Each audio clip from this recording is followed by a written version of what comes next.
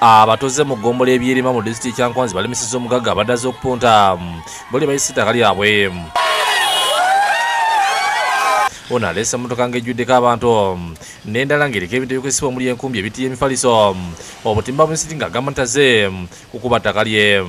Naye nsaba gavumenti etuddiremu etutaase. Ababbi b'amataka batandise okukozesa poliisi mu bukyamu. Kwenda gavumenti tuyambe etuwe obusobozi.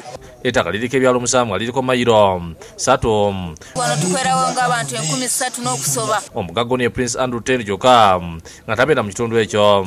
Abadde aberekeddwa kabangaliza poliisi nga zimuwa obukuumi. Abajulizi kye bakoze ne babomola entindo zonna n'okusuula emisanvu mu kkubo okulemesa emmotoka zino okutambula.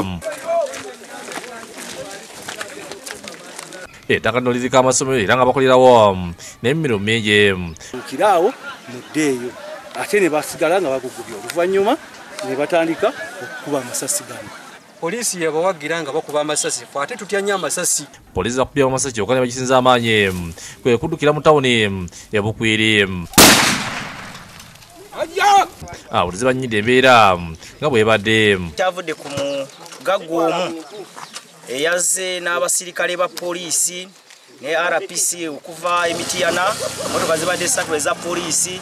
Tubonabonera mu kitugu batuba amasasi tubonabona ne tudduka. Oluvannyuma omubaka w'Obutema mu Paalamenti Kamusiime Pentagon Innocent aze mu kifo kino ne bamusanyukira. Abasuubiza okuyimirira nabo balwanyise atwalako ettaka lyabwe.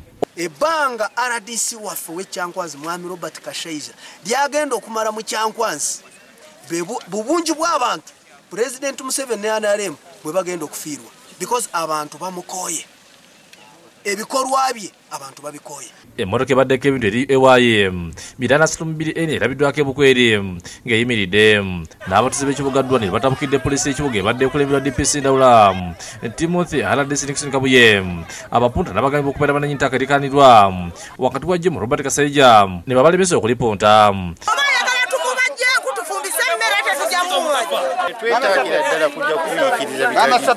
Kaakati omukulu oyo ali twagala atulage ettaka erirye lirirudda wa.